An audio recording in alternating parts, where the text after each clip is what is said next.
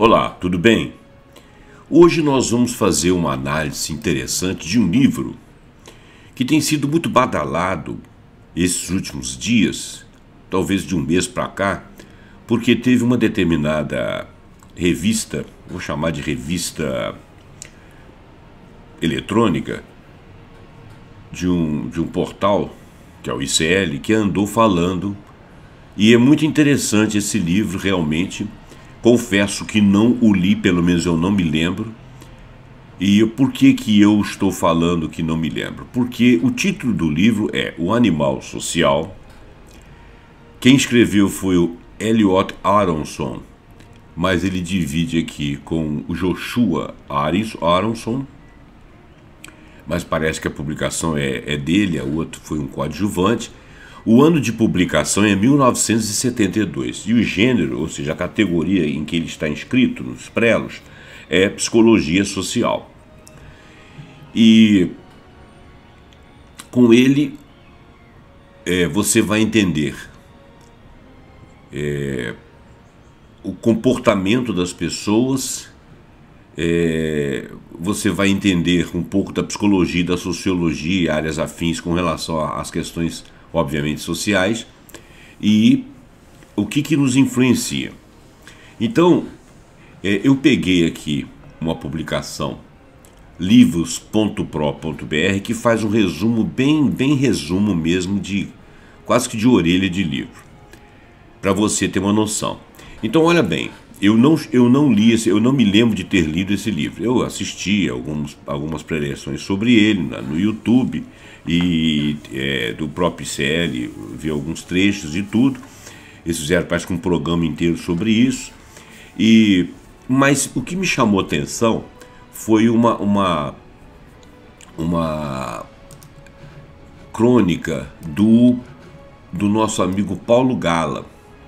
O Paulo Gala, ele é um economista e eu gosto muito da maneira sensata, cordial, inteligente, competente que ele fala, principalmente dos assuntos de sociedade, mas principalmente sobre os assuntos econômicos. Ele é um cara muito bacana, muito equilibrado. Mas antes de ler o que ele achou, provavelmente da leitura que ele fez, ele é um rapaz bem mais novo do que eu, e eu vou ler aqui esse resumo da livros.pro.br, que eu achei muito bem colocado. Então ele diz: quem que deve ler esse livro? Pessoas interessadas em entender os meandros do comportamento humano dentro dos grupos sociais, estudantes de psicologia, sociologia e áreas afins, qualquer um que busque compreender melhor as forças que influenciam suas próprias decisões e comportamento. Aí ele chama aqui de resumo completo, que obviamente não é completo, mas é um resumo para a proposta que ele tem, né? Para dizer assim, quase que uma orelha de livro, menos que uma resenha, bem um resumo mesmo. Ele tá correto. Então vamos lá. Em O Animal Social, Elliot Aronson apresenta uma visão fascinante e acessível da psicologia social, que é uma área que explora as relações entre indivíduos e a sociedade. O livro nos leva a uma jornada de descoberta sobre como as outras pessoas influenciam, direta ou indiretamente, nossas atitudes, opiniões e comportamentos. E eu diria, e vice-versa. Porque a gente tendo noção disso, você sabe, por exemplo, quando você quer direcionar, você está numa palestra, você está palestrando, você está dando uma aula, ou você está conversando com seus filhos, você pode eleger formas de comunicação em que você consiga, não digo manipular as pessoas, não é essa a ideia, mas você consiga dizer algo de peso que possa influenciar na decisão daquela pessoa que diz respeito a ela e a você. Ou diz respeito à educação daquela pessoa, ou diz respeito àquilo que você quer falar durante a palestra para o lado que você quer provar suas teses. Então, é interessante em termos de comunicação. O Aronson discute os principais conceitos da psicologia social, que inclui a cognição social. Olha bem, o que seria a cognição social? Vamos ler. Como pensamos sobre nós mesmos e sobre os outros, e como formamos impressões e julgamentos.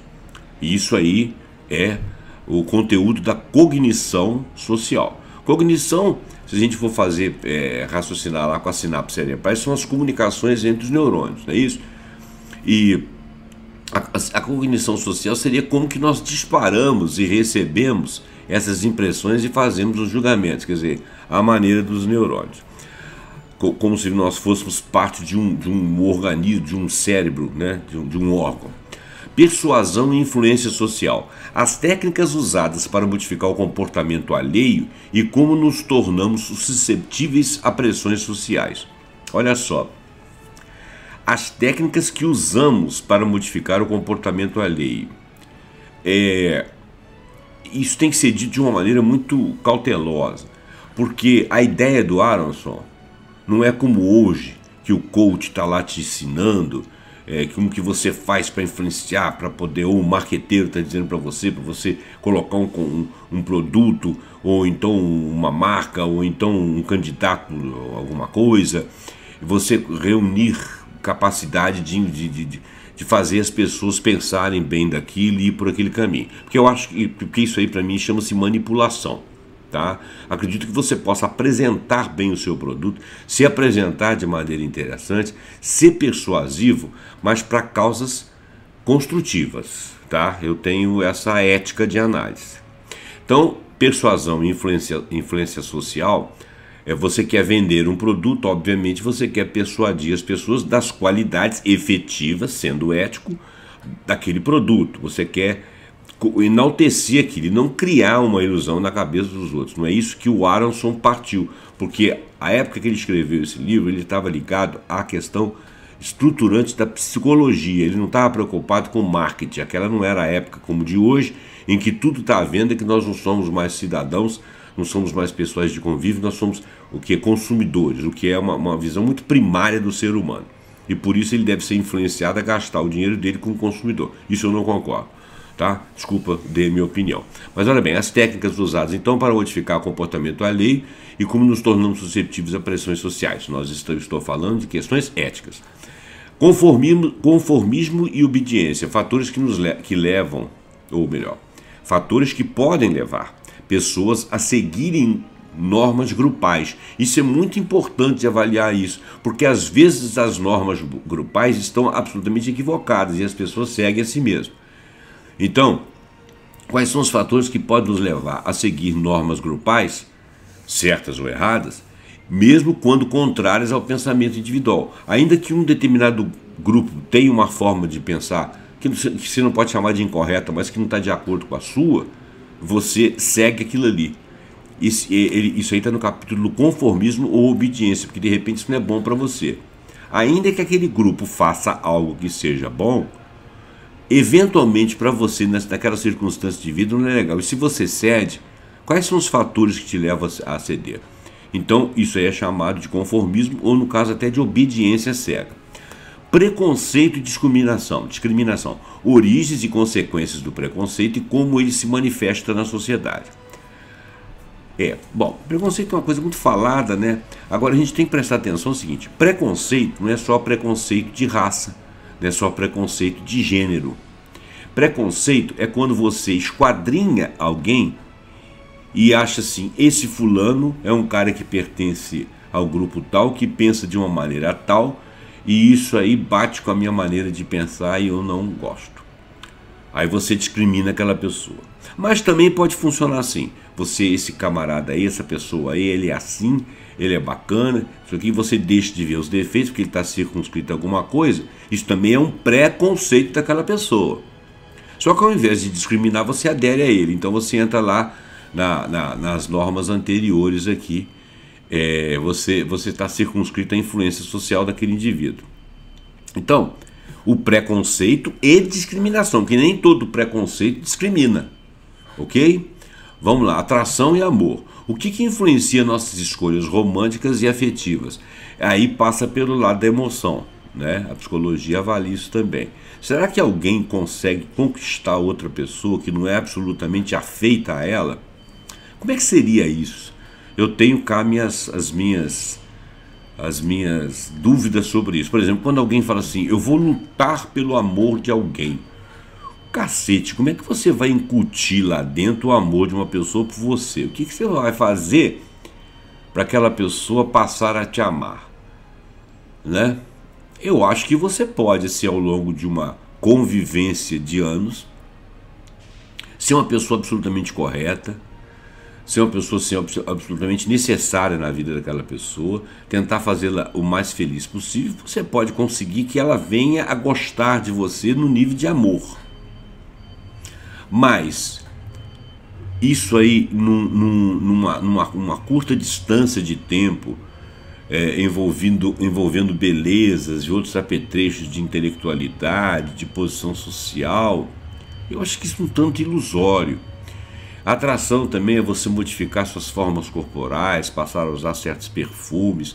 Eu também acho isso um tanto ilusório, porque a gente tem que separar o que é a paixão, que você pode até criar numa pessoa, dependendo e o que é o amor, né? O amor é uma outra coisa. Eu não sei em que nível que ele trabalha isso, né? Nós não estamos com o livro na frente, eu não li o livro, estou fazendo publicidade dele porque achei muito interessante de nós todos lermos. Tentei um PDF dele aqui, mas não estou conseguindo, e não tenho o livro na praça aqui para eu ler, mas quero fazer um grupo aí de pessoas que pensem, que leiam, tenham lido esse livro e que trocam informações comigo. Tem até um caso que aconteceu comigo uma vez, que tinha um rapaz num grupo de trabalho meu, acho que era grupo de estudo, e que e umas meninas lá achavam ele esquisito, né? Pela maneira de vestir, pela maneira de falar, assim, o rosto, o tipo físico dele e tal. E um dia, ele, durante uma palestra lá de alguém, ele fez uma resposta lá, fez umas colocações, eu não vou entrar em detalhes para não ficar em extenso. Então, para lá, as meninas olharam para ele, uma delas ficou assim: nossa, esse cara é maravilhoso, não sei o que, para lá. Aí esqueceu toda essa esquisitice que ela viu nele, se aproximou muito e quis até, acho que namorar, chegou a ter um namoro, e de repente ela caiu em si e viu que aquilo não tinha nada a ver. Então, quer dizer, tem muito de ilusão nessas coisas, né? Por isso que eu estou te falando que esse negócio de atração, ela depende muito também do seu ponto de partida, de como que você sente, depende de circunstância da vida, porque apaixonar é uma coisa assim que parece, meio tipo vício, né? Você tem aquela onda assim, você entra naquela vibe assim, que ele vibra muito, de repente esmaece e tal. E eu até tenho uma fala que eu costumo dizer muito, que os indianos dizem, né? Eu não sei quais indianos que dizem, não sei se é uma filosofia indiana, mas eles dizem que você deve se casar com a pessoa que você possa vir a amar e não com alguém que você esteja apaixonado. Porque a paixão, ela tira, quando ela acaba, ela tira aquele véu, você passa a ver a pessoa conforme ela é, aí você passa a acusá-la como se ela estivesse te enganando, e na realidade ela não tinha te enganado, ela era aquilo, você que estava vendo outra coisa. Então eu acho interessante isso aí, conversar sobre isso, talvez o livro nos esclareça. Bom, agressão. Explicação por trás de comportamentos agressivos e meios de compreender a violência. Deve ser muito interessante isso aí. Eu vou continuar tentando achar e ver se eu consigo esse livro. O autor faz um trabalho minucioso ao apresentar evidências científicas e experiências clássicas para respaldar cada conceito. Com linguagem envolvente, o Animal Social fornece valiosos insights, né, sobre o poder das dinâmicas sociais, demonstrando como nossas identidades e ações são moldadas pelo mundo ao nosso redor. Eu creio piamente nisso. Creio, inclusive, que nós estamos numa época que nós somos excessivamente influenciados e moldados. E é por isso que eu estou interessado nesse livro. Talvez a gente consiga entender os antídotos que nós temos que fazer uso para ser menos influenciado, porque hoje em dia nós vivemos com aquela ideia de fim de mundo, que as coisas estão se esfacelando, que as relações sociais estão uma porcaria, que ninguém tem valor, que as coisas não têm valor, que você tem muito, mas não tem nada, que tudo aquilo é vagabundo, que dura pouco tempo, e isso é verdade, sobre certos aspectos. Então, quer dizer, nós acremos da desvalorização das nossas relações, das coisas que nós possuímos e também da necessidade de possuir muitas coisas, porque nós não precisamos de tantas coisas. E ao possuir muitas coisas, nós acabamos gerando muito lixo. Um lixo que não leva em conta as horas trabalhadas por pessoas, aquela matéria-prima que confeccionou aquilo, e como que aquilo ali vai deteriorar, se aquilo vai permanecer na natureza, e o quanto que a gente empobrece a natureza com excesso de consumo.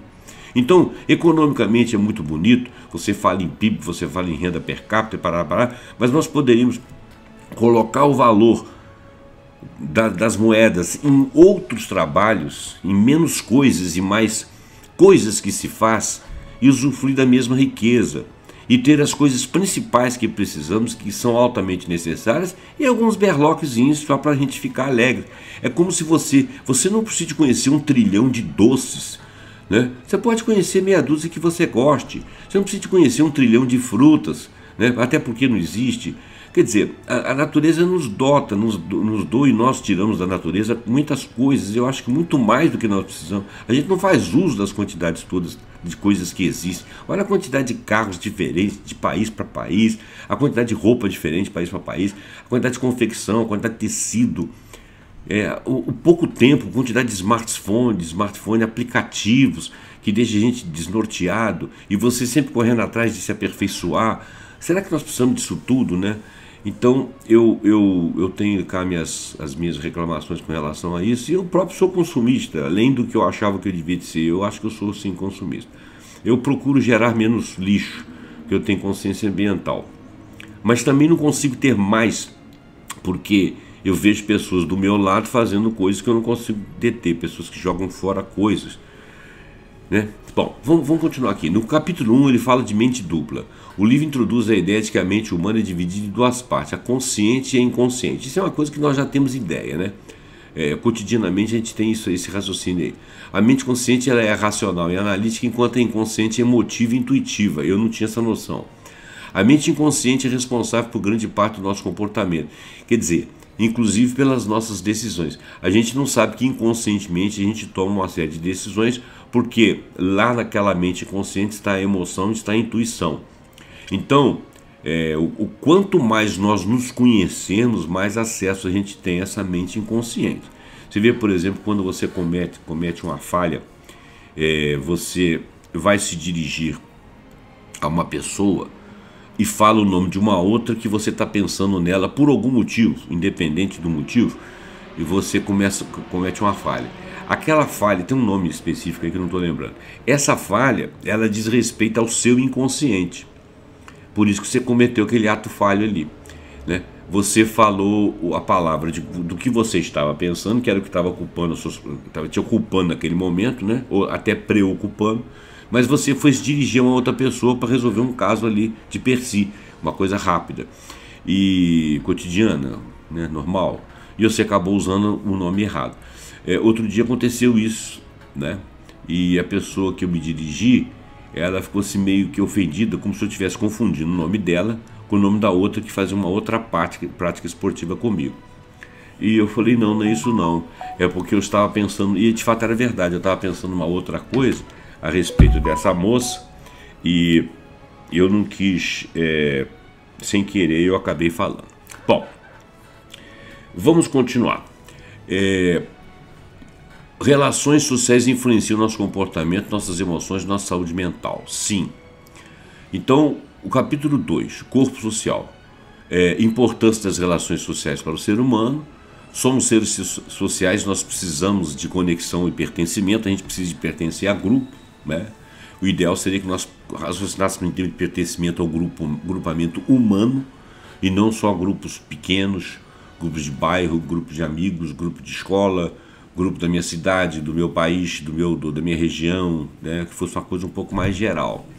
Mas, de qualquer maneira, não dá para impor isso às pessoas. As relações sociais, claro, influenciam o nosso comportamento, nossas emoções e até a nossa saúde mental, né?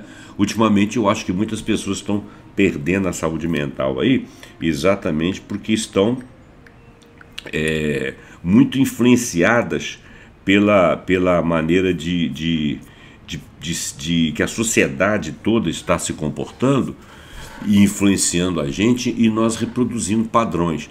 Por exemplo, esse padrão de ódio entre as bolhas aí, quando você entra no pertencimento de uma bolha, você vê pessoas que pensam igual a você, ainda que você tenha visão do outro lado, é uma visão sem penetração. Aquela bolha ali é fechada, a sua bolha aqui é fechada, e aí se aquela bolha te agride, você começa a sentir o mesmo ódio que ela sente te agredir. Isso é ruim, a gente tinha que romper isso aí. Bom, vamos falar agora de hierarquia, né? O livro discute a necessidade humana de status e reconhecimento. Nós queremos sempre nos elevar na hierarquia social, nós buscamos status, e isso aí é motivado por uma série de fatores: poder, segurança, né? Moralidade. O livro examina as diferentes formas de moralidade que existem no mundo. Esse conceito de moral, definir o que é moral e definir moralidade é uma coisa assim que eu sinto uma certa dificuldade. A moralidade ela não é universal, mas sim um conjunto de regras e valores que variam de acordo com a cultura e época. Então, existem coisas que são absolutamente imorais, né, numa cultura, e são absolutamente morais em outra cultura, né? Está dentro da regra de moralidade deles. Como é que a gente define isso aí? E tem uma questão ética também. Quando você, por achar uma coisa moral na sua cultura, você resolve fazê-lo na cultura de outrem, e embora você continue sendo moral segundo o seu pensamento, você está sendo antiético porque você está sendo imoral na outra cultura, antes de permitir que eles te percebam como uma pessoa diferente ou até te aceitem. A moralidade é importante para a coesão social e para a regulação do comportamento humano. Religião. O livro explora a importância da religião para o ser humano. Atualmente, Zé Roberto, tenho muitas dificuldades com as questões religiosas. E vou ser sincero para você, de todas as questões, de todas as religiões. As religiões elegem dogmas, criam grupos, separam grupos, algumas já criaram guerras, mantiveram guerras, e em nome daquilo que deveria nos unir, né? Porque a religião, para mim, ela é principalmente um capítulo da ética, mas a religião começa a passar por dogmas, parece que influencia a moralidade pública, e uma religião pensa de um jeito, outra pensa de outro, elege um Deus que é o Deus daquela religião, mas que não é o Deus de outros, tirando aquela ideia de que existe um Deus, né? Um Deus que criou tudo, né? Então eu não sou ateu, mas eu tenho dificuldade atualmente de conviver com as religiões. Então a minha religiosidade, a minha espiritualidade, eu trabalho em termos de fé de uma outra forma, sendo espiritualista. O espiritismo não é considerado uma religião, mas mesmo o próprio espiritismo, as pessoas acabaram criando um certo número de dogmas, um certo número de assertivas, de falas, que às vezes eu acho que são interpretações erradas, que não são revelações do mundo espiritual, são interpretações erradas. Então eu me resguardo a ser espiritualista. Eu acho que quase todas as religiões são, a me considerar uma pessoa religiosa no sentido de que eu procuro estabelecer a minha fé. A questão da crença em Deus, desculpa, eu tenho uma visão um pouco diferenciada de Deus como um ser, né? Para mim ele não seria um ser, mas isso não vem ao caso. E de qualquer maneira eu tenho religiosidade sem ter uma religião, né? O meu discurso é muito parecido com o do ateu, mas eu não sou ateu. E meu discurso também é parecido com o agnóstico, mas eu também não me considero um agnóstico. Bom, isso também não vem ao caso, né? Eu estou falando isso aí porque a religião fornece significado e propósito para a vida de algumas pessoas. Eu encontrei meu significado, meu propósito fora de uma religião formalizada. A religião também pode oferecer conforto e apoio em momentos difíceis, eu concordo, mas aí a questão é de desenvolvimento da fé. Mas vamos ler no livro, né? O livro deve fazer um trabalho muito bonito sobre isso aí. Felicidade. O livro discute o que é a felicidade e como ela pode ser alcançada, né? Eu tenho uma teoria sobre felicidade também. Eu acho que a felicidade é uma coisa de estado de espírito, é uma questão de ser. Tem pessoas que são felizes independente dos fatos que estão acontecendo em volta. Então, pessoas que não são felizes independente do que está acontecendo em volta. Por quê? Porque elas têm maneira de ser, elas têm maneira de traduzir, elas têm maneira de sentir a realidade, elas têm maneiras de estar no mundo, né? E uma pessoa que não é essencialmente feliz, como que ela consegue chegar à felicidade? Esse livro deve falar sobre isso. E aqueles que são, como que pode não perder aquela felicidade com o mundo conturbado, né? Então a felicidade não é um estado permanente. Sim, você pode essencialmente ser, mas as coisas do lado de fora mudar. Mas sim um conjunto de emoções positivas que experimentamos ao longo da vida. Deve ser uma discussão interessante isso aí. Há diversos fatores que contribuem para a felicidade: relações sociais, trabalho significativo e saúde mental. O trabalho é uma coisa muito central na nossa vida. Então, eu achava que daqui para frente o ser humano deve discutir o que o trabalho na vida dele. Muito bom. Aí ele fala, trecho do livro: poder do caráter, o que importa mais para o sucesso na vida não é o currículo, sim o caráter. Resiliência, empatia, trabalho árduo, autocontrole, são emoções mais importantes que o QI. E o QE, né, o coeficiente emocional, também deve ser levado em consideração. Importância da comunidade: seres humanos são criaturas sociais, nós somos de grupos, nós somos tribais, né? Precisamos de conexão com outras pessoas para prosperar. Busca por significados: o sucesso verdadeiro não se trata apenas de alcançar riqueza ou status, é saber encontrar o significado e o propósito na vida para você, né, de acordo com a sua missão. Isso deve ser muito interessante. Outros trechos notáveis: a mente consciente é a maior parte da mente, o caráter se forma nas pequenas decisões que tomamos todos os dias, o amor é o tipo mais forte de exército porque não gera resistência. Ele quis dizer que quando você ama muito e você funciona como se fosse um exército de ocupação, você vai ali e se estabelece. E se estabelece sem resistência, porque a pessoa vê que você está fazendo aquilo por amor. Você deveria começar a vida com a ilusão de que está totalmente no controle do que faz, e deveria terminá-la com o reconhecimento de que, no fim das contas, recebeu mais do que merecia. Muito interessante. Bom, então essa aí foi a visão desse livros.pro.br, uma visão muito bacana, né?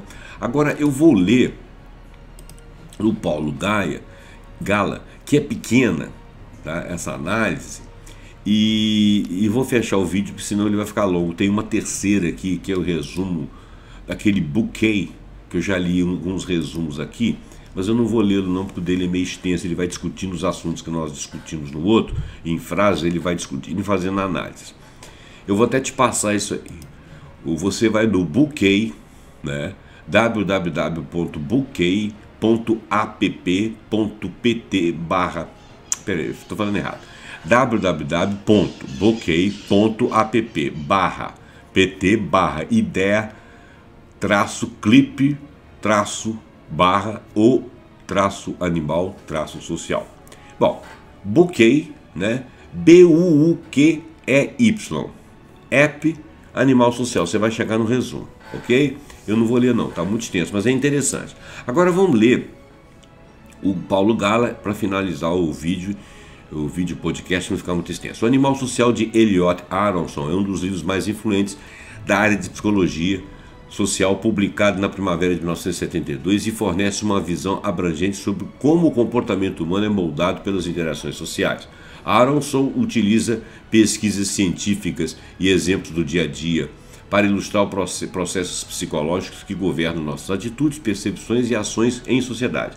O livro explora temas como conformidade, obediência, persuasão, preconceito, agressão e atração interpessoal, mostrando como fatores externos, como a pressão social, e internos, como nossas próprias crenças e valores, afetam nossas decisões e comportamento. Ele também aborda como grupos sociais influenciam indivíduos, levando-os a se comportar de maneira que não faríamos se estivéssemos a sós, né? Sozinhos na vida, ou sozinhos na nossa prática. Ao longo do texto, Aronson destaca o poder do contexto social, de como somos seres profundamente influenciados por normas e expectativas de grupos, dos nossos grupos. O autor também sublinha a importância da empatia e da conexão humana, mostrando que, ao entender os mecanismos por trás do comportamento social, nós podemos nos tornar mais conscientes e responsáveis em nossas interações. Combinando rigor científico com uma escrita acessível, o livro Animal Social tornou-se uma literatura essencial para estudantes de psicologia, mas também para qualquer pessoa interessada em compreender melhor o comportamento humano em sociedade. Eu acho muito interessante ler o livro sobre esse sentido. Claro que ele deve ter coisas muito associadas à história da época em que ele foi escrito, mas ele é atemporal na forma como ele aborda os assuntos. Um outro filósofo, esse é um psicólogo, né? Psicólogo social. Um filósofo que tem conseguido razoavelmente, eu diria muito mais do que razoavelmente e brilhantemente, explicar a nossa vida em sociedade atual e a maneira como nós estabelecemos contatos e nos relacionamos e somos contaminados por pensamentos e atitudes, é o Byung-Chul Han, né? Mas o Byung-Chul Han é um filósofo. Mas de repente essa associação aí, você conhecendo uma coisa e lendo outra, se estabelece. Nós precisamos de mais antídotos para os males da sociedade atual. Vamos lá. Aqui estão 3 ideias chaves de um animal social, de Eliot Aronson. Primeiro, a conformidade e influência social. Aronson explora como as pessoas tendem a se conformar às normas e expectativas de seus grupos sociais, mesmo quando isso vai contra suas próprias crenças. A pressão social pode ser explícita ou implícita, mas muitas vezes leva os indivíduos a adaptar-se ou adaptar seus comportamentos para serem aceitos ou para evitar conflitos. O famoso experimento de Salomon Asch sobre conformidade, onde participantes ajustam suas respostas incorretamente para se alinhar ao grupo, é um exemplo dessa dinâmica. Ele deve estar se referindo a algo que o Aronson ventilou sobre esse experimento do Salomon Asch. Eu acho que é Asch que fala mesmo. 2. O poder da persuasão. O livro examina como a persuasão é uma ferramenta poderosa na moldagem das atitudes e crenças das pessoas. Aronson analisa os fatores que tornam a persuasão eficaz, como a credibilidade da fonte, a atratividade da mensagem e o envolvimento emocional. Quer dizer, tem muito a ver com o marketing, muito a ver com esse negócio do coach, essas coisas que eu falei sobre dentro do outro texto. Ele mostra como a persuasão pode ser usada tanto de forma benéfica, como na educação, quanto de forma prejudicial, como nas propagandas políticas. Eu mencionei isso lá no outro texto que nós estávamos lendo agora mesmo. O preconceito e desumanização. A Aronson discute as raízes do preconceito e como ele surge em grande parte devido à necessidade de pertencimento e distinção entre grupos sociais. Ele explora o conceito de desumanização, que ocorre quando as pessoas veem membros de outros grupos como menos humanos, o que pode justificar atitudes discriminatórias e até de violência para com eles. Isso nós estamos vivendo atualmente nessa polarização. A obra sugere que o preconceito pode ser superado com empatia, contato intergrupal e a desconstrução dos estereótipos. Aliás, estereótipos é uma coisa que eu tenho vivido na minha vida esses últimos anos, né? Estereótipos para bem, estereótipos para mal. Mas não deixa de ser estereótipos, né? Onde está a verdade naquilo que foi estereotipado, né? Bom, essas três ideias refletem de forma como Aronson busca entender as forças que influenciam o comportamento humano em ambientes sociais. Ele fez um resumo bem bacana também. Bom, gente, então, para quem não leu o livro, eu estou falando demais, mas o que me suscitou a falar desse livro, apesar de todas as publicidades que eu tenho visto e ouvido esses últimos dias, foi exatamente quando o Gala entrou aqui e falou. Eu achei que... Eu tive a sensação de que eu já li, mas eu não tenho certeza, sabe? Quando ele falou aqui, eu dei aquela navegada, fui ver os vídeos lá do ICL, fiquei com a mesma sensação, mas não tenho certeza. E esse resumo aqui, eu gostei dele porque ele foi pontuando, né? O que tem a ver com o nome do meu vídeo, né? Pontuando. Bom, gente, eu vou terminar o vídeo para não ficar excessivo. Espero que você tenha gostado. É uma dica que eu deixo para mim e para você. Se eu já li, eu quero reler, obviamente, porque já esqueci muita coisa. Vai me ajudar. Em 72 eu tinha 16, 17 anos. Hoje eu tenho 67 para 68 anos. Quer dizer, é claro, obviamente, que eu vou ler com outra cabeça, né? Ver as informações todas. Então, foi só para deixar essa dica aí, para nós todos, eu incluso, estudarmos sobre isso. Eu quero, se você já leu esse livro, deixa comentário, tá? Dá alguma dica, deixa alguma coisa aí. E se você não leu, lê e depois nos provoca aqui no nosso canal, aqui do programa Pontuando, no canal José Roberto Abramo, para a gente poder fazer outras discussões. Muito obrigado e até o próximo programa Pontuando, com algum assunto que eu achar ou que nós acharmos muito interessante. Até lá.